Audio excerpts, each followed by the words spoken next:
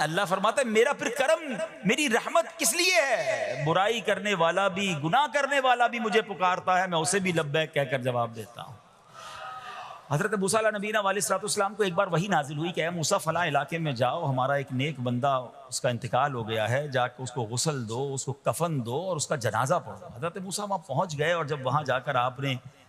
لوگوں سے کہا کہ مجھے فلاں بندے کے پاس لے جاؤ جس کا انتقال ہوا ہے، مجھے غسل دینا ہے، کفن پڑھنا ہے، جنازہ پڑھنا ہے،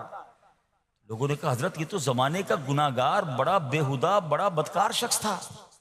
آپ کو رب کا حکم تھا، آپ نے غسل بھی دیا، کفن بھی پہنایا، جنازہ بھی پڑھا، پھر رب کی بارگاہ میں عرض کی مولا بندے تو یہ کہہ رہے ہیں یہ تو بہت برا آدمی تھا،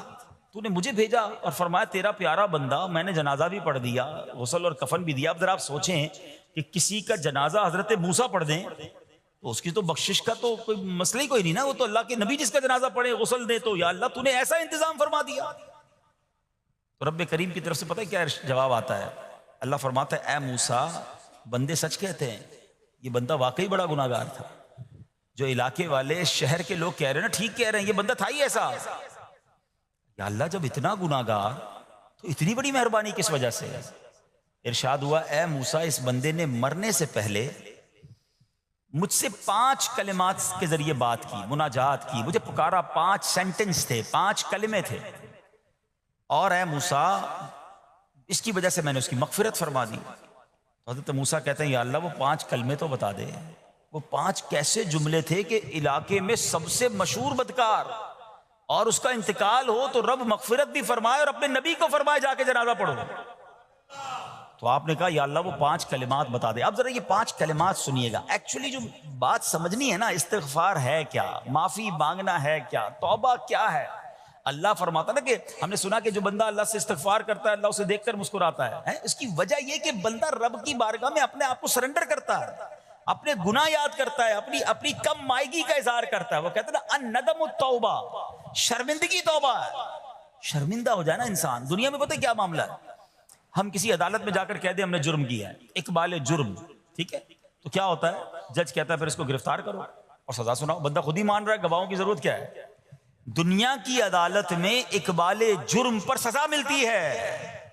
میرے رب کی رحمت کی عدالت دیکھو، بندہ وہاں جا کر اقبال جرم کر لے، شرمندہ ہو جائے، معافی مانگ لے، اللہ اس کے سارے گناہ معاف فرما دیتا ہے۔ یہ فرق ہے دنیا والوں میں اور رب کی عدالت میں، سبحان اللہ۔ وہ حضرت موسیٰ کہتے ہیں یا اللہ وہ 5 کلمے بتا، اور بتائے گئے تو وہ 5 کلمے سنیے گا ذرا۔ وہ بندہ کہتا ہے مرنے سے پہلے اے رب تو جانتا ہے میں نیکوں سے محبت کرتا ہوں